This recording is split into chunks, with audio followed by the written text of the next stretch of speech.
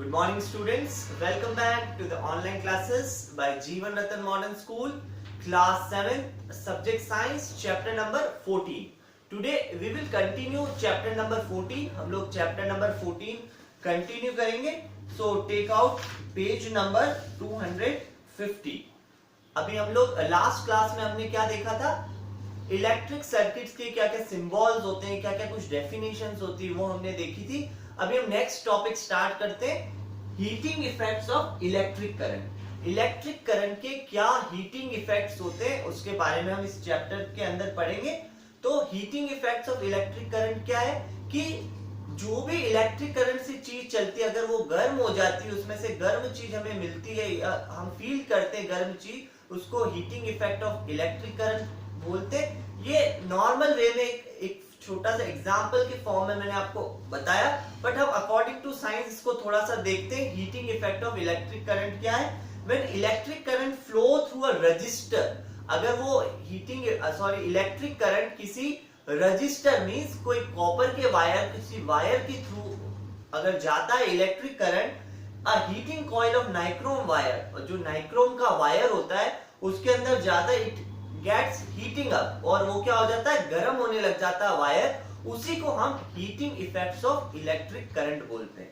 Okay, the generation of heat in a resistor when electricity passes through it, it's called heating effect of electric current. कोई भी electric current अगर किसी conductor के अंदर, कोई wire के अंदर, copper wire, nichrome wire, silver wire के अंदर जाता है और उसमें से जब हीट निकलती है, उसी को heating effects of electric current कहा जाता है. ओके, तो heating effects of electric current के अंदर जब हीट प्रोड्यूस होती है वायर में, रजिस्टर, कंडक्टर के अंदर, तो उसके अंदर क्या क्या चीजें चाहिए, क्या क्या फैक्टर्स होते हैं. तो first is current pass through the register.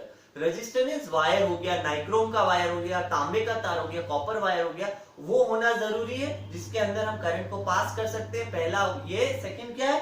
Time और which the current is pass, कितने टाइम के लिए करंट जा रहा है, वो टाइम हमें पता होना चाहिए. और थर्ड है नेचर ऑफ मटेरियल, हम कौन सा मटेरियल काम में ले रहे हैं, कॉपर वायर यूज कर रहे हैं हम लोग, नाइक्रोम वायर यूज कर रहे हैं, कौन सा. तो ये 3 फैक्टर्स जरूरी है. ठीक है. ओके, एक छोटा सा एग्जांपल से मैं और इसको इजी वे में आपको बताता हूँ, heating effect of electric current. तो पेज नंबर 250 पे एक्टिविटी 3 देख सकते हैं. इन्होंने क्या किया कि लैंप दे रखा है, टेबल लैंप होता है, उसमें क्या किया इन्होंने, बल्ब लगा दिया और लैंप को टेबल पे रख दिया. अभी हम बल्ब को हाथ लगाएंगे, टच करेंगे, तो क्या होगा, बल्ब क्या होगा, नॉर्मल कंडीशन में होगा, उसमें ना तो हीट होगी ना ज्यादा ठंडा होगा, नॉर्मल पोजीशन में होगा. ठीक है ना. तो जैसे हम उसके वायर को हम लोग जैसे ही स्विच ऑन करते हैं, तो क्या होगा, उसमें करंट पास होगा. जब करंट पास होगा तो बल्ब क्या होगा, ग्लो करेगा, और 5 मिनट्स बाद आप देखेंगे वो बल्ब गर्म हो जाएगा. फिर हम स्विच ऑफ करेंगे और उस बल्ब के हाथ लगाएंगे, तो हमें पता चलेगा कि वो बल्ब वार्म हो गया है, गर्म हो गया. तो ये सबसे इजी एग्जांपल है heating effects of electric current का. ओके, सो इसमें बहुत सारे हमारे ऐसी बहुत सारी चीजें जो हीटिंग इफेक्ट्स ऑफ करंट से चलती हैं. तो पेज नंबर 251 पे दे रखा है application of heating effects of electric current. Electric current से क्या क्या एप्लीकेशंस चल सकती है हमारे घर में, हम यूज कर सकते हैं. जैसे इलेक्ट्रिक गीजर, ठीक है ना, उसमें भी गर्म पानी होता है, तो वो भी heating effects of electric current का एग्जांपल है. इमर्सल रोड, ठीक है, रोड जो होती है हम पानी गर्म करते हैं, वो हो सकता है. Electric iron, iron means press, ठीक है ना, प्रेस यूज कर सकते हैं. और कॉमन हीटर, जो घर में हीटर यूज कर सकते हैं. इलेक्ट्रिक ओवन, जो माइक्रोवेव ओवन हो सकते हैं. ये सब heating effects of electric current के एग्जांपल से एप्लीकेशन. अब इसमें मेनली नाइक्रोम वायर यूज करते हैं. अब जो नाइक्रोम है वो एलॉय से बना है, 2-3 चीजों से मिक्स होके बना है, जिसमें निकल होता है 60%, आयरन होता है 25% और क्रोमियम होता है 15%. इन तीनों से मिलकर नाइक्रोम वायर को बनाते हैं, और वही वायर इन सब में यूज में लिया जाता है. ओवन हो गया, हीटर, गीजर में नाइक्रोम वायर को यूज में लिया जाता है. ओके, थोड़ा सा हम लोग फ्लोरोसेंट ट्यूबलाइट के बारे में पढ़ते हैं. ठीक है ना, फ्लोरोसेंट ट्यूबलाइट और बल्ब के बारे में. तो जो CFL बल्ब होता है, जो बल्ब होता है, उसके अंदर फिलामेंट होता है. फिलामेंट देखा है ना सबने, बल्ब के अंदर like this is a bulb, इसके अंदर एक फिलामेंट होता है. ये स्प्रिंग जैसा होता है, ये एक फिलामेंट होता है. ठीक है ना। ये जो फिलामेंट होता है ये टंगस्टन से बनता है, कॉइल होती है और इसके अंदर जब करंट पास होता है और इस बल्ब के अंदर आर्गन गैस होती है, जो आर्गन गैस होती है और फिलामेंट होता है, फिलामेंट गर्म होता है और वो लाल होता है और पूरा बल्ब गर्म होने लग जाता है। तो टंगस्टन का वो फिलामेंट होता है और अंदर आर्गन गैस बनी होती है। ऐसी फ्लोरोसेंट ट्यूबलाइट होती है, ठीक है ना। और आज के टाइम में देखा होगा CFL बल्ब्स आ गए हैं, ठीक है ना। CFL बल्ब्स क्यों आने लगे, क्योंकि वो लाइट को कम कंज्यूम करते हैं, कम खर्चा आता है लाइट का, तो CFL बल्ब और बहुत अच्छी हमें रोशनी मिल जाती है, लाइट मिल जाती है, तो CFL बल्ब यूज किया जाता है। नेक्स्ट टॉपिक पढ़ते हैं, फ्यूज अ सेफ्टी डिवाइस। सबने देखे होंगे फ्यूज, अपने घर के अंदर जो मीटर लगा होता है वहां पे एक फ्यूज लगा होता है लाइक दिस, ठीक है।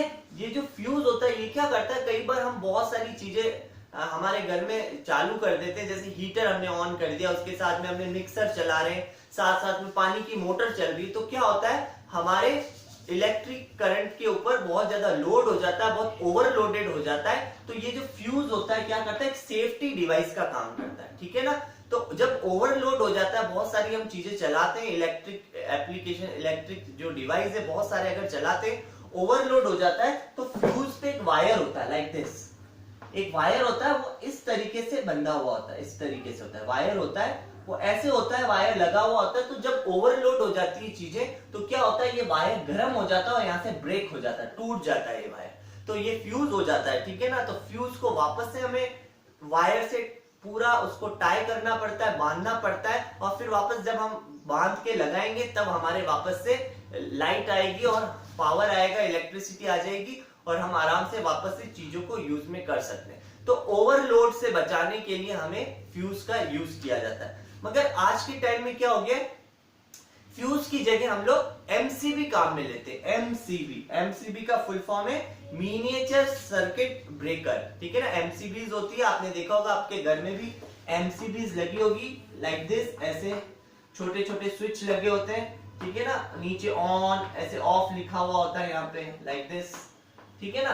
तो ये जो एमसीबीज होती है आज के टाइम में फ्यूज की जगह एमसीबी काम में लेते हैं। तो क्या होता है, जब भी हम पानी की मोटर चलाएंगे या दूसरी इलेक्ट्रिक हीटर गीजर कुछ चलाते हैं, तो अगर लोड पड़ता है तो एमसीबी क्या होती है, ट्रिप हो जाती है, एमसीबी नीचे आ जाती है। तो हमें पता चल जाता है कि एमसीबी ट्रिप हुई है, हमने बहुत ज्यादा ओवरलोडेड चीजें चला दी है, तो फिर हम जाके सब स्विचेस को ऑफ करके, जो गीजर ऑन था ऑफ कर दिया, हीटर ऑन था ऑफ कर दिया, और लाइट्स चली जाती है, फिर एमसीबी को वापस से ऊपर कर देते हैं और फिर से लाइट आ जाती है। तो आजकल एमसीबी भी यूज की जाती है। ओके, तो ये कुछ हमने आज पढ़ा फ्यूज के बारे में, heating effects of electric current के बारे में, एमसीबीज के बारे में, ठीक है ना। तो आज के लिए इतना ही। नेक्स्ट क्लास में हम नेक्स्ट टॉपिक देखेंगे, मैग्नेटिक इफेक्ट्स देखेंगे, ठीक है ना। और जो भी आपको काम मिला उसको पूरा कंप्लीट कर लें।